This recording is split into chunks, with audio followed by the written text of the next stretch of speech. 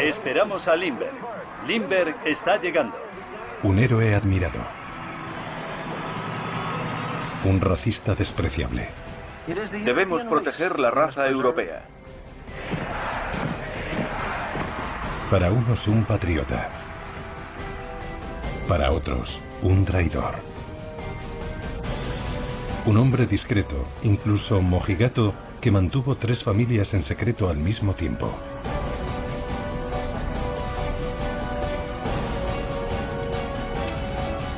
Una serie de revelaciones sobre la mayor celebridad del siglo XX descubre al hombre real. El auténtico Charles Lindbergh.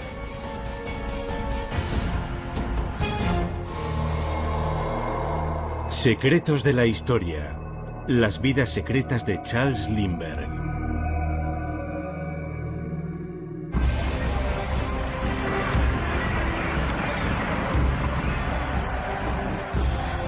Charles Lindbergh tiene solo 25 años cuando se vuelve el hombre más famoso del mundo. El primero en volar en solitario desde Nueva York a París. La reacción del mundo es inaudita. De la noche a la mañana, este joven aviador desconocido pasa a ser famoso en todo el mundo. 5 años más tarde, en 1932, su fama es excusa para el trágico secuestro de su hijo mayor. Pero solo ahora, 80 años después de su famosa travesía, descubriremos los secretos del hombre que se oculta tras la leyenda. Tiene una tendencia natural a asumir grandes riesgos, pero necesita disciplina e insiste en estar al mando. Es tan meticuloso en la planificación que se indigna cuando la prensa se refiere a él como Lucky Lindy, Lindy el afortunado. Para él, la suerte no tiene nada que ver. Después de cruzar el Atlántico, empieza a comportarse como si pudiese con todo. Desde encontrar a su hijo perdido, No confiamos en nuestros líderes. hasta desafiar a un presidente. No confiamos en su eficacia ni en su criterio. Pronto su obstinación se vuelve notoria. Cuando toma una decisión, se niega a escuchar a cualquiera que la ponga en duda. Por ese motivo se gana otro apodo: Águila Solitaria. Es un águila solitaria en muchos sentidos. El amor por el riesgo y la necesidad de control de Lindbergh proceden probablemente de la inquietud que lo acompaña desde siempre. Le encanta su granja familiar de Minnesota, pero pocas veces se queda más que unos meses. Reparte su tiempo entre la granja, la casa de su madre en Detroit y Washington, donde su padre es congresista. No hace muchos amigos. Sus padres viven un matrimonio sin amor y dejan de vivir juntos cuando Lindbergh tiene 3 años y medio. Después se muda varias veces con su madre. Su madre lo acompaña incluso cuando se matricula en la universidad. No logra aprobar y busca la libertad en el aire.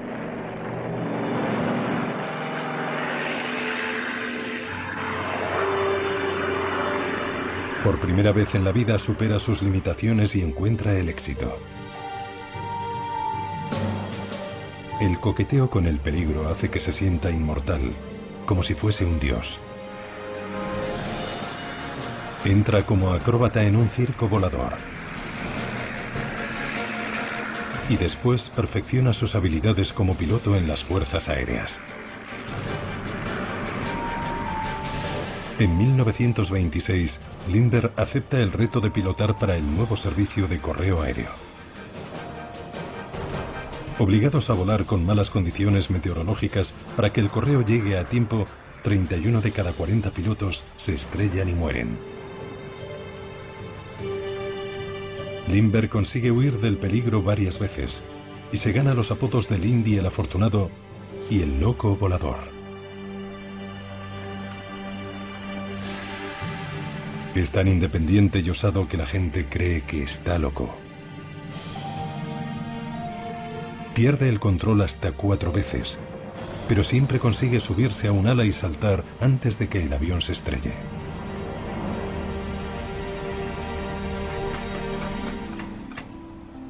Tras su experiencia con el correo, Lindbergh se convence de que tiene aptitudes para intentar la travesía entre Nueva York y París. Un rico hotelero llamado Raymond Ortiz ofrece $25.000 a la primera persona que vuele sin escalas entre las dos ciudades. Lindbergh cree que podrá ganar, pero solo si lo hace a su manera. Sus competidores pilotarán aviones de varios motores con tripulaciones de al menos 2 hombres. Lindbergh volará en el Spirit of St. Louis, un avión de un solo motor que lleva el nombre de la ciudad de su patrocinador. Además, el piloto volará solo. Para muchos el águila solitaria es imprudente. Creen que su decisión es un suicidio.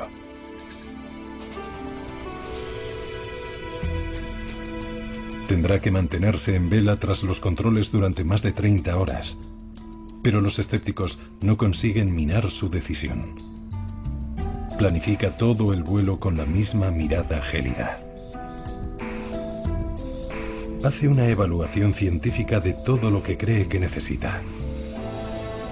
Una radio pesa demasiado. Un indicador de combustible pesa demasiado.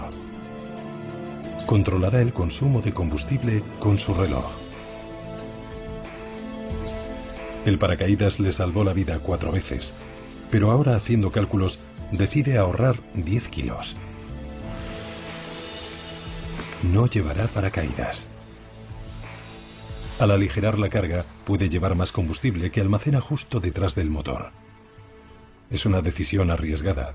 El depósito le bloquea la vista. Para ver hacia dónde va, tendrá que asomarse por la ventana y mirar por un lado del depósito. No pierde la fe, aunque las perspectivas no son halagüeñas. Varios participantes se estrellan al volar con sus aviones sobrecargados.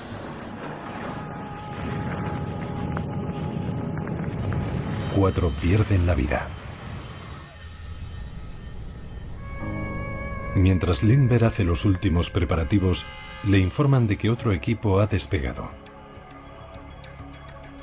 Charles Nungasser y François Colly salen de París el 8 de mayo de 1927. Nadie ha vuelto a verlos. Pero la competición continúa y Lindbergh ya no tiene tiempo que perder.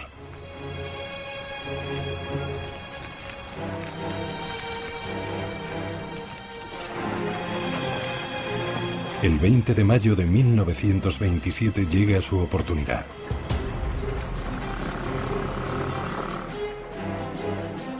Apenas ha dormido. Si despega ahora tendrá que volar 30 horas tras solo 3 horas de sueño. Sin embargo, decide hacerlo.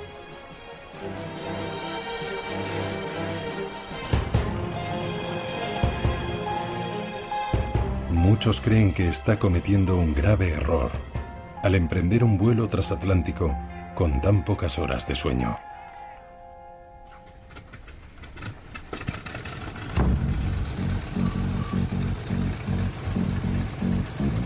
Lo primero es que el avión se eleve.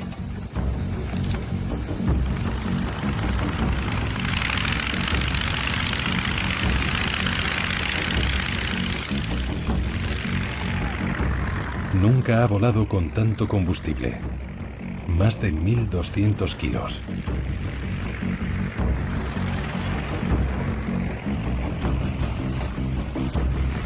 Lindbergh se dirige hacia unos cables que debe sortear.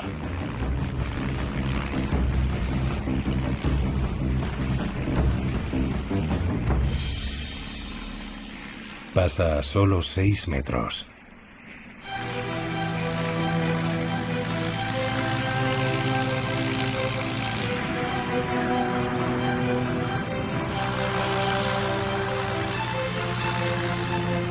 Y esa es la primera dificultad para el fatigado piloto. El depósito adicional no solo reduce la visibilidad, también compromete la estabilidad del Spirit y hace que pilotarlo sea más cansado. Al soltarlo durante más de 2 segundos, el avión gira descontroladamente.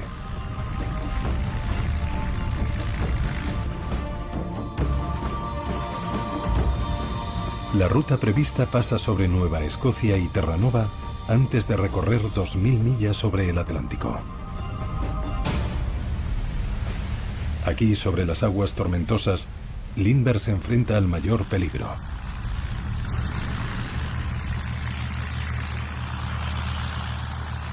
A las 14 horas de viaje, descubre hielo en los puntales.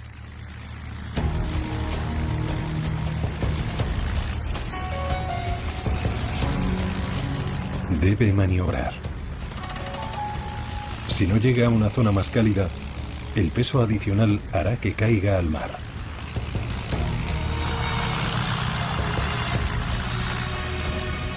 Ha funcionado. Pero la batalla acaba de empezar. Todavía debe enfrentarse a más hielo y tormentas, totalmente ajeno al nerviosismo que se vive en tierra. Miles de personas llaman al New York Times para informarse sobre el piloto. En el Yankee Stadium se celebra un combate de boxeo. El locutor pide al público una oración por Lindbergh. Los 40.000 espectadores se unen. A cientos de millas de la costa, Lindbergh necesita toda la ayuda divina que pueda conseguir. Se está quedando dormido.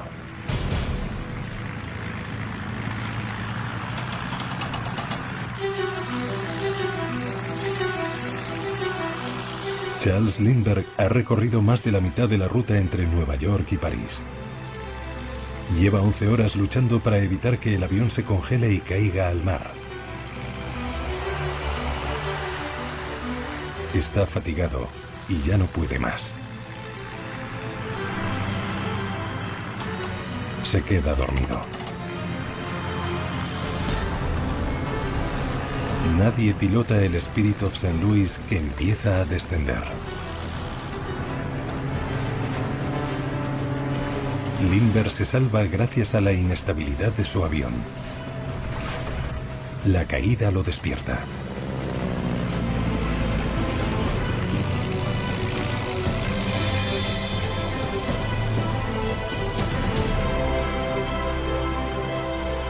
No tarda en encontrar cielos despejados y soleados.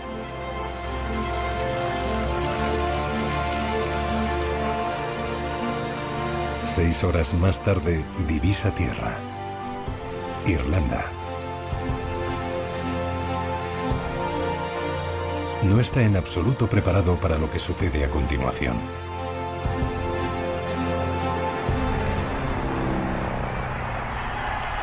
Tras 33 horas y media de vuelo, llega a París.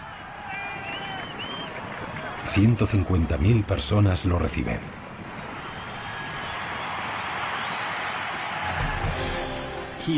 Cuando salió del avión, casi muere aplastado por la multitud. No se lo esperaba en absoluto. No tenía ni idea de que iba a ser el hombre más famoso del mundo. Y eso fue solo el principio. Cuando aterricé en Le Bourget, esperaba tener la oportunidad de visitar Europa.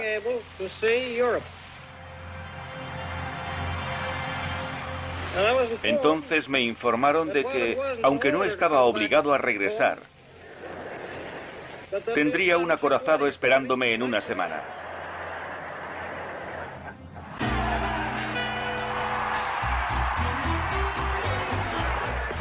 Regresó a Nueva York, donde 4 millones de personas asistieron al mayor desfile con confeti de la historia.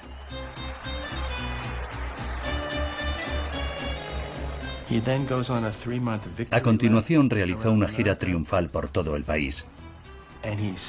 30 millones de personas pudieron verlo en carne y hueso. En aquel momento había 120 millones de estadounidenses, así que 1 de cada 4 pudo ver a Charles Lindbergh en persona.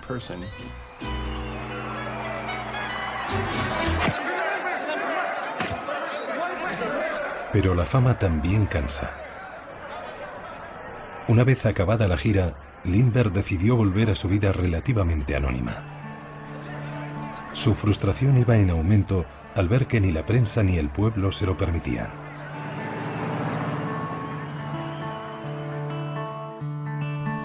Se casó con Anne Morrow, la hija de un rico empresario, en una pequeña ceremonia privada.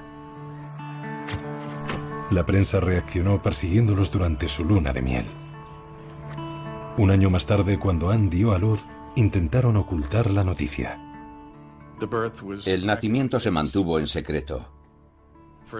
La primera fotografía no se publicó hasta 1 semana y media más tarde. Lindbergh confesó que tenía la esperanza de que se marchasen y los dejasen en paz. Pero los periódicos dieron la noticia en portada. El nacimiento de Charles A. Lindbergh, hijo, recibió más atención en la prensa mundial que los de las familias reales.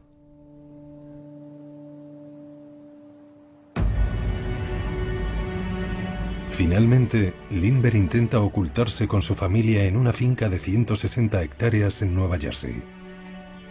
Ni siquiera eso funcionó. Los curiosos no tardaron en aparecer. Uno de ellos decidió ir más lejos y Lindbergh se puso furioso, esta vez con resultados trágicos.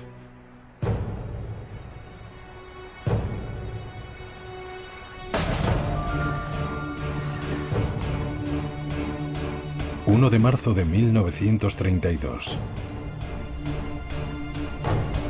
Lindbergh llega a casa a las 8:30. La niñera Betty Gau ha metido en la cama al bebé de 20 meses. Como era habitual en la época, Lindbergh no fue a verlo. A las 10 de la noche, Betty volvió a la habitación del niño para poner la calefacción. Se preocupó al no oír al niño.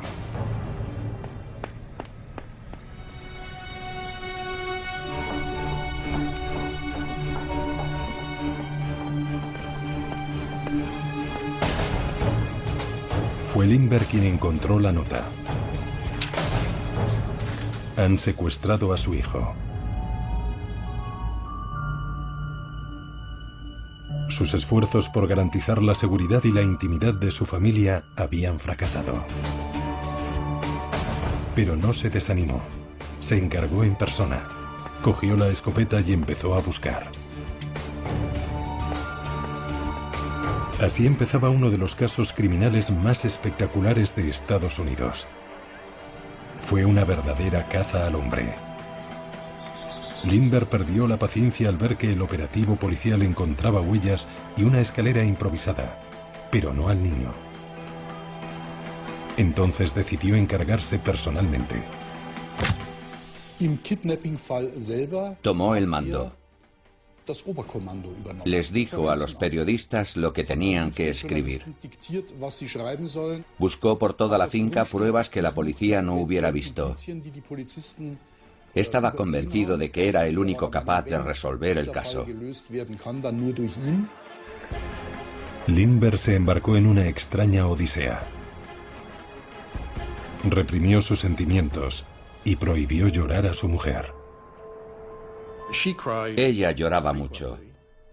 Según su diario, su marido no lloró ni una sola vez. Pronto se dio cuenta de que él no sentía lo mismo que ella. Incluso aceptó la ayuda de criminales. Había policías viviendo en su casa. Incluso los miembros de una banda criminal neoyorquina pasaban tiempo en la finca. 2 delincuentes de baja categoría respondían al teléfono de Lindbergh, tiraban ceniza en las alfombras y mangoneaban a todo el mundo. Entonces Lindbergh recibió la llamada de un profesor universitario llamado John Condon. Condon había logrado ponerse en contacto con el secuestrador mediante un anuncio en el periódico. Lindbergh acepta a Condon como intermediario y lo acompaña a un cementerio de Nueva York, donde se reunirá con el secuestrador. Lindbergh lleva $50.000 para el rescate. La policía del estado y la local no fueron tan rápidas como Lindbergh y Condon habían previsto. La policía no sabía nada del encuentro y no había nadie apostado en las inmediaciones. Para garantizar la seguridad del niño, Lindbergh hace una gran concesión. No paga el dinero por el niño, sino por información sobre su paradero. Información que resulta ser falsa.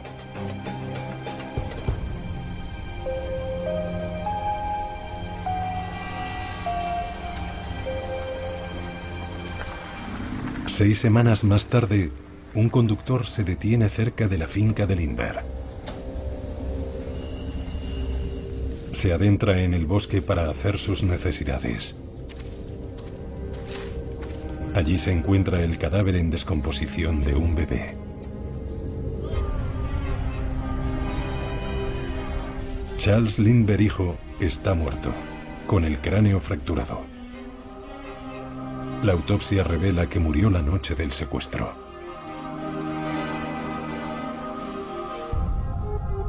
Los esfuerzos de Lindbergh por salvar a su hijo fueron en vano desde el inicio. Además, dejó huir al secuestrador. Su extraordinaria capacidad para controlar y manipular las fuerzas de la vida no fue suficiente. No lo consiguió. La policía tarda más de 2 años en encontrar a un sospechoso, Bruno Richard Hauptmann. En 1935, cuando comienza el juicio contra Hauptmann en Nueva Jersey, Lindbergh se ve envuelto en otro circo mediático.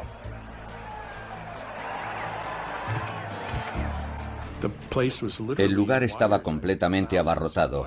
Había miles de periodistas procedentes de todo el mundo que querían cubrir el caso. Cada vez que los Lindbergh acudían al tribunal, tenían que atravesar una aglomeración de personas que se empujaban y chillaban. Los vendedores de recuerdos vendían escaleras en miniatura, inspiradas en la que se usó para secuestrar al niño. El primer día, los periodistas vieron que Lindbergh llevaba una pistola bajo la chaqueta, lo que dio pie a pensar que iba a utilizarla para matar al presunto asesino de su hijo.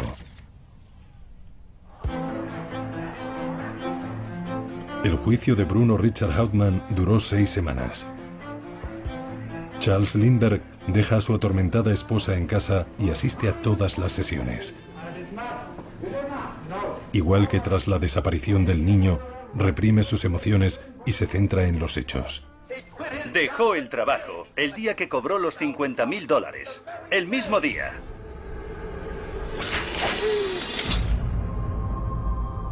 El 13 de febrero de 1935, el jurado declara a Hauptmann culpable de asesinato.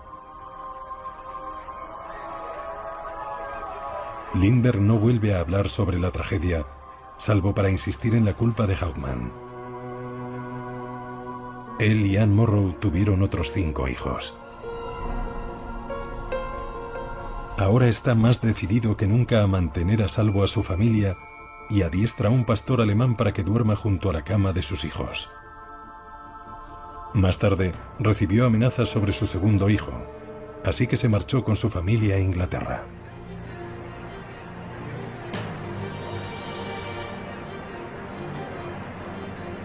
Irónicamente, su incansable búsqueda de orden e intimidad vuelve a colocarlo en el centro de atención.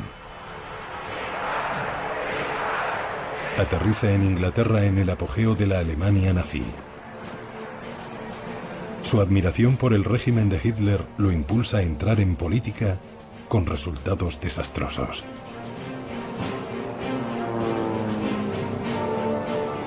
Sus problemas comienzan en 1936, cuando un funcionario estadounidense le pide que visite la Alemania nazi para evaluar las pujantes fuerzas aéreas de Hitler.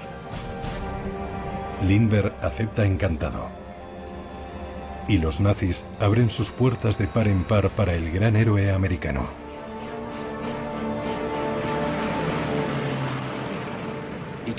Visitó fábricas, pilotó el último modelo de avión y reunió una gran cantidad de datos sobre los alemanes.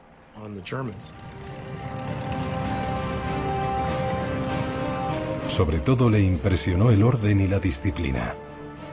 Regresó varias veces entre 1936 y 1938. En su opinión, era un país viril. Un país comprometido con la ciencia, la tecnología y la aviación. Probablemente no lo hubiera admitido, pero estaba impresionado con todos esos hombres tan viriles, vestidos de uniforme y saludando a la vez. La creciente intolerancia de los nazis no parecía preocuparle. Lindbergh simpatizaba con la idea de Hitler de proteger la pureza de la raza alemana. Lindbergh era un defensor de la eugenesia, la idea de que los fuertes debían reproducirse y los débiles extinguirse. Además creía que la raza más fuerte eran los blancos cristianos de Europa.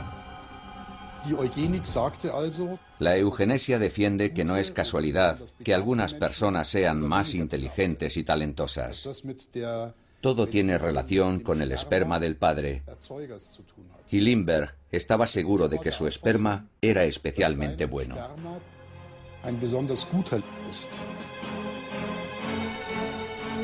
Hizo su última visita oficial a Alemania en 1938 con la guerra ya en el horizonte. Y para sorpresa de muchos en los Estados Unidos, aceptó una medalla de Hermann Göring, el jefe de las fuerzas aéreas de Hitler. Fue una situación embarazosa. Lindbergh recibió una condecoración del segundo hombre más poderoso de Alemania, considerado por la opinión pública como un segundo Hitler.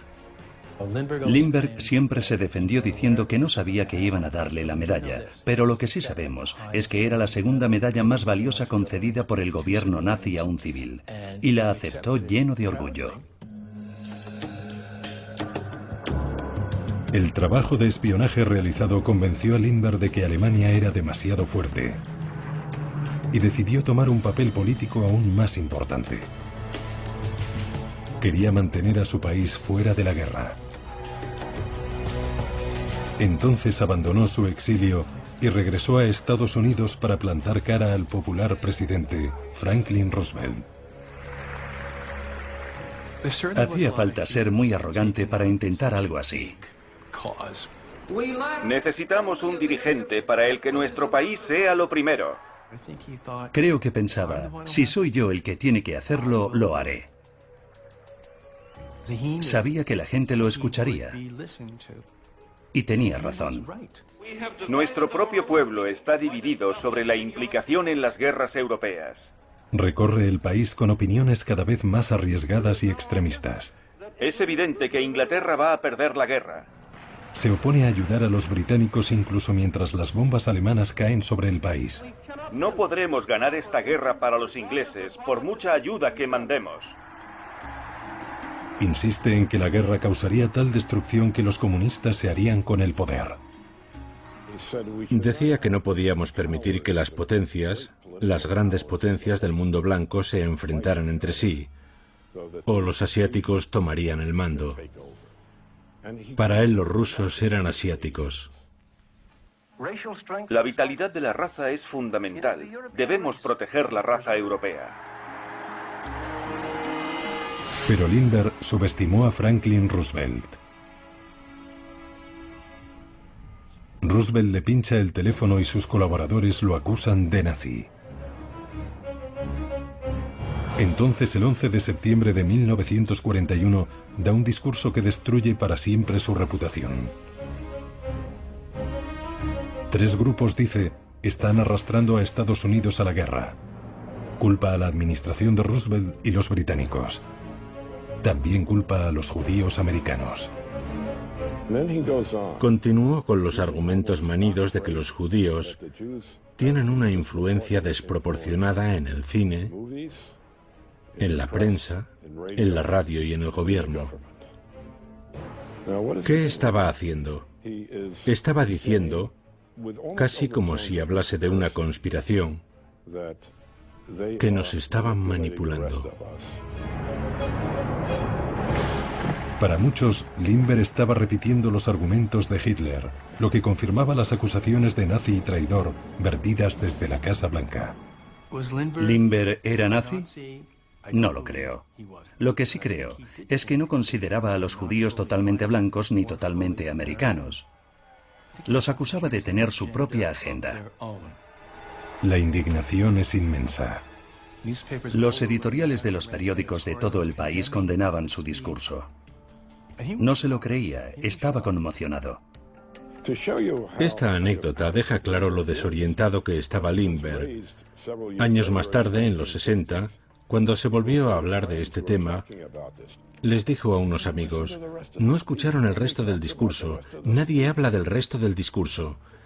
Es como si la mujer de Lincoln comentase la obra de teatro.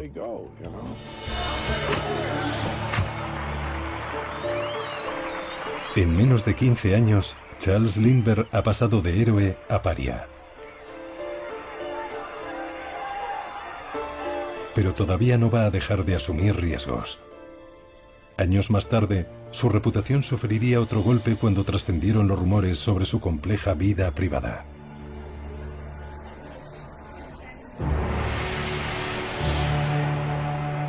Charles Lindbergh nunca se disculpó por haber admirado a los nazis, ni siquiera cuando se demostraron sus atrocidades. Nunca pidió perdón. Los rusos se hicieron con Europa Oriental. Esa era su gran preocupación. Para Lindbergh era lo peor que podía suceder, y sucedió.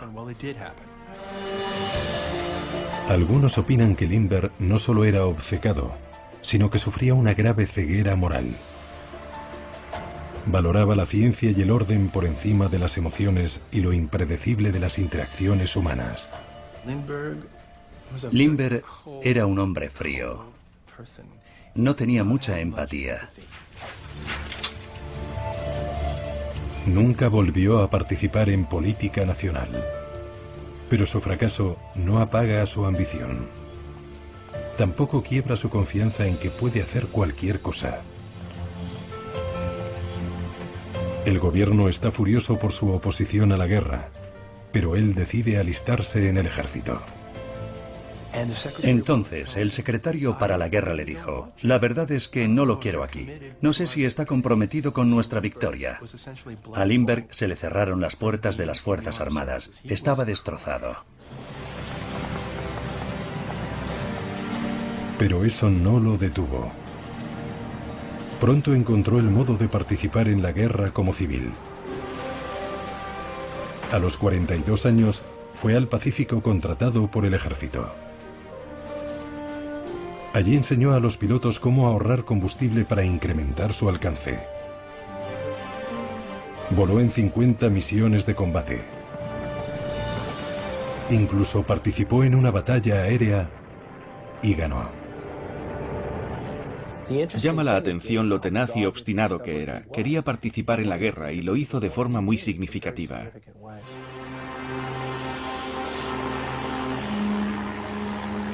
En la guerra, en la política o en el aire, Charles Lindbergh estaba dispuesto a cruzar fronteras ante las que casi cualquier persona se habría detenido.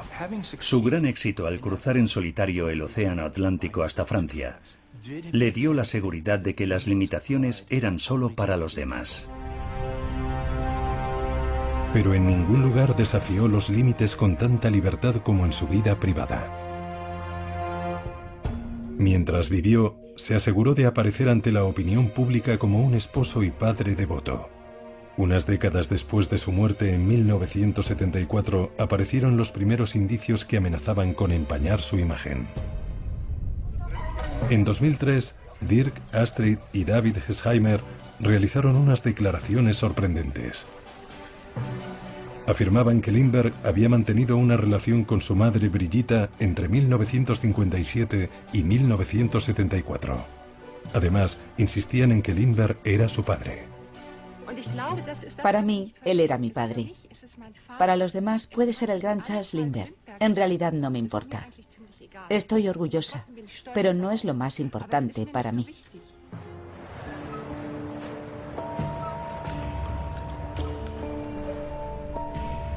Se presentaba en su casa de Múnich unas 3 veces al año, siempre con la misma maleta de cuero marrón.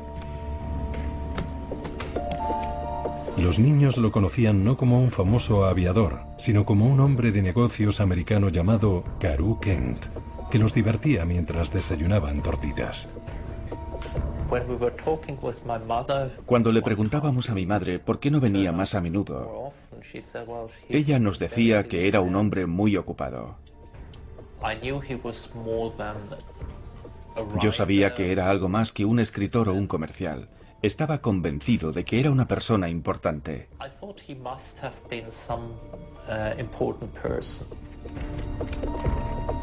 Los Gesheimer afirman que no supieron la verdad sobre su identidad hasta la muerte de Lindbergh, cuando su madre se lo confesó. Tras la muerte de Brigitta Gesheimer en 2001, sus hijos decidieron hacerlo público. Nos dijimos que era hora de poner fin al secreto. Creo que es un paso muy importante para la próxima generación.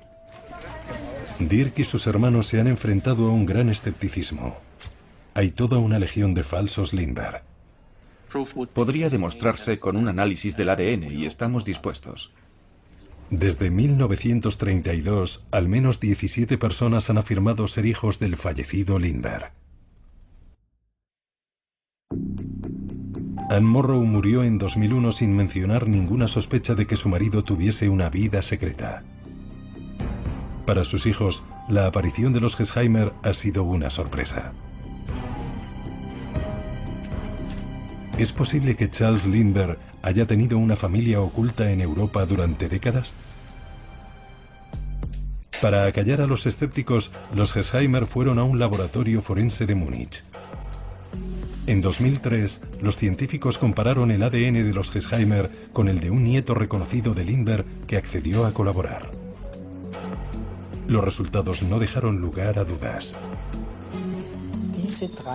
Estamos seguros al 99,7% de que los individuos analizados comparten un antepasado varón.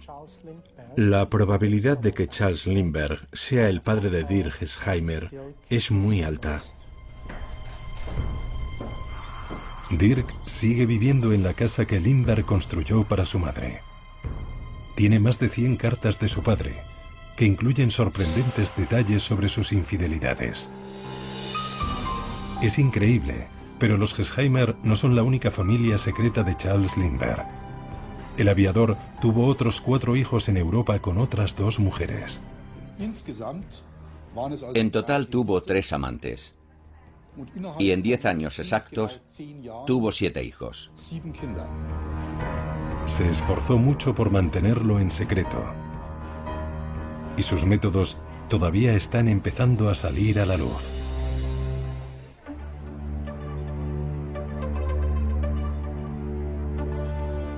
La increíble historia de las 3 familias secretas de Charles Lindbergh empieza en 1957.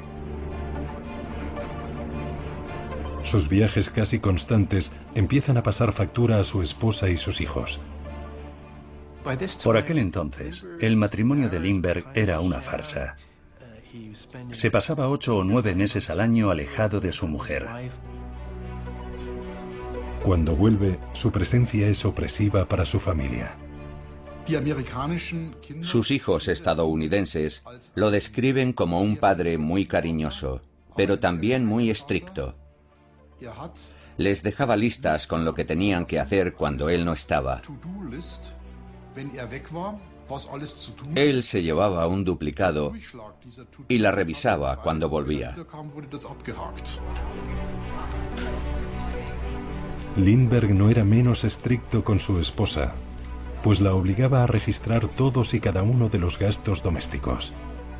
Pocas veces le decía a dónde iba. En una ocasión, el presidente Johnson le dijo a Anne Morrow: «Me gustaría recibirlos a usted y a su esposo en la Casa Blanca». Ella le contestó: «Me encantaría, pero no tengo ni idea de dónde está mi esposo». Sabemos que Lindbergh vuela frecuentemente a Múnich, Alemania, donde trabaja como asesor de aerolíneas y del ejército estadounidense.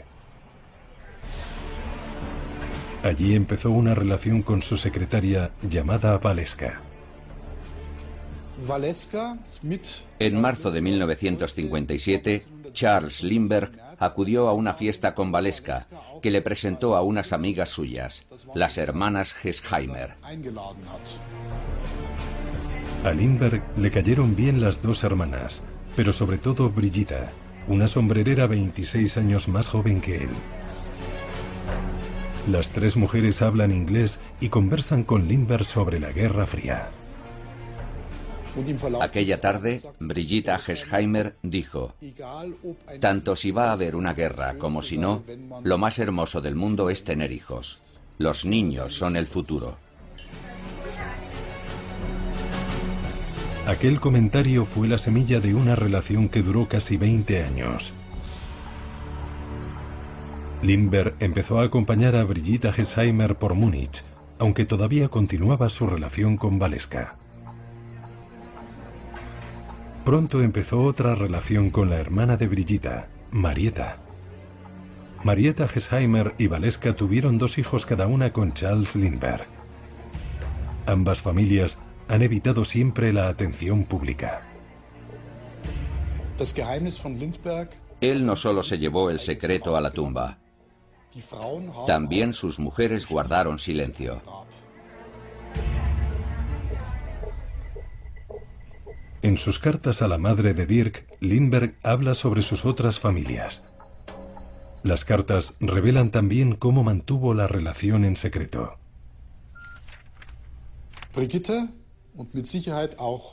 Brigitta, Marietta y Valeska le enviaban sus cartas a un apartado de correos. Por seguridad, cambiaba frecuentemente de apartado. Su última carta garabateada en el lecho de muerte incluía sus últimas instrucciones. Mi amor por ti y por los niños es todo lo que puedo mandaros. También hay una postdata. Mantén la máxima discreción. Discreción está escrito en mayúsculas. Valeska tiene exactamente la misma carta. Creemos que Marietta también la tiene. Informa a sus amantes de que ya se ha ocupado de sus hijos y de que se abrirán cuentas para ellos. Una prueba más de su fantástica organización. No es más fácil que cruzar el Atlántico, ¿verdad? Hay que trazar el itinerario, el orden de las visitas, el secreto. Quiero decir que es un gran esfuerzo. Y lleva una vida bastante extraña. Lindbergh viaja a Alemania 3 o 4 veces al año y empieza el circuito. Primera parada, Baden-Baden, donde vive Valeska con su hijo y su hija. Después, a Suiza, a ver a Marietta y a sus 2 hijos. Por último, se dirige a Múnich a casa de Brigitta y sus 3 hijos. Lindbergh solo pasa unos días con cada familia en cada visita. En 3 semanas está de vuelta en Frankfurt, listo para el próximo destino. Yo lo llamo Tour d'Amour, la gira de amor de Charles Lindbergh. A su manera, él quería a sus hijos. Era un hombre de familia. Uno de esos hombres de familia que casi nunca está en casa. Es una gran transformación. El joven Lindbergh era abstemio, casi mojigato incluso después de alcanzar la fama. Llegó virgen a la noche de bodas. A los 70 años tiene 4 familias y 13 hijos. Algunos culpan del hedonismo de Lindbergh durante sus últimos años a la disolución de su matrimonio. Otros ven un motivo que entronca con su juventud, su creencia en la superioridad de sus genes nórdicos. Sus hijos encajan a la perfección en su ideología. Quiere dejar en el mundo todos los Lindbergh que pueda. Hablando con sus hijos, Lindbergh solía decirles que tuviesen muchos hijos. La razón para tener muchos hijos es transmitir una genética superior. Lindbergh nunca perdió la fe en su estirpe, pero sí revisó muchas de sus ideas iniciales. Durante décadas, sus vuelos le permitieron ver la devastadora expansión del ser humano. Su fe en la ciencia y la tecnología empezó a decaer y se volvió un ferviente ecologista.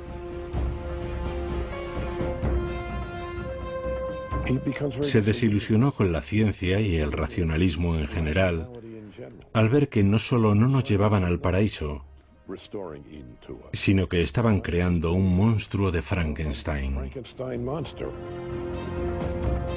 También parece lamentar su apoyo al supremacismo blanco. Se esfuerza por visitar a tribus indígenas para aprender de ellos. Incluso empieza a ver a su verdadero amor, la aviación, como una amenaza para la naturaleza. En uno de sus libros decía que prefería tener un pájaro y no un avión, que si tenía que elegir, se quedaría con el pájaro. Pero Lindbergh sigue defendiendo firmemente la exploración. Una de sus raras apariciones públicas fue en 1968, en una ceremonia en honor de los astronautas del Apolo en la Casa Blanca. También estaba entre la multitud sin llamar la atención cuando el Apolo 11 despegó hacia la Luna. El cohete que propulsaba a Michael Collins, Buzz Aldrin y Neil Armstrong quemó en un solo segundo el combustible que Lindbergh había usado para llegar desde Nueva York a París. La gente suele comparar a Charles Lindbergh con Neil Armstrong, pero yo creo que su situación era muy diferente. En este país llegó a haber más de 300.000 personas trabajando a la vez en el programa Apolo para llevar a Neil Armstrong a la Luna. Charles Lindbergh no tuvo ese tipo de apoyo.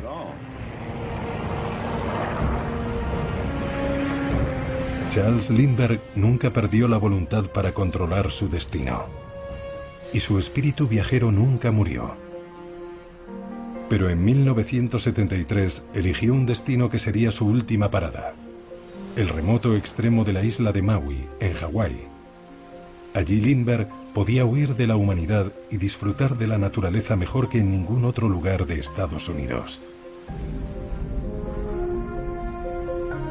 A la sombra de una reserva natural que él ayudó a crear, encontró el lugar donde quería ser enterrado. En julio de 1974 le dijeron que estaba a punto de morir de linfoma. Entonces hizo su último viaje transoceánico a Maui. En su lecho de muerte dictó su última lista: la organización de su funeral y su entierro. David Gray trabajó con Lindbergh para crear esta reserva natural de la selva. También ayudó a enterrarlo. Su ataúd está hecho de una madera local. Sus prendas no tenían botones ni cremalleras. Estaba descalzo. No quería contaminar el medio ambiente. Suena un poco ñoño, pero no quería llevarse nada a la tumba que no fuese él mismo. Lindbergh murió el 26 de agosto de 1974. Su familia cumplió sus deseos al pie de la letra. Una pequeña ceremonia privada y el entierro pocas horas después de su muerte. Creo que lo hubiera preferido antes. Lo hicimos lo mejor que pudimos. No cubrió la noticia ninguna emisora de televisión, ningún periódico importante. Los periodistas no pusieron un pie en el cementerio hasta que el hombre más famoso de Estados Unidos estuvo enterrado y sus familiares se hubieron marchado. Esa fue la mayor victoria de Charles Lindbergh sobre los medios.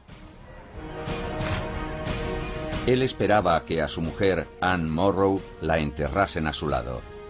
Ella tenía otros planes, que su familia mantiene en privado. Charles Lindbergh yace en el punto más remoto de América, solo.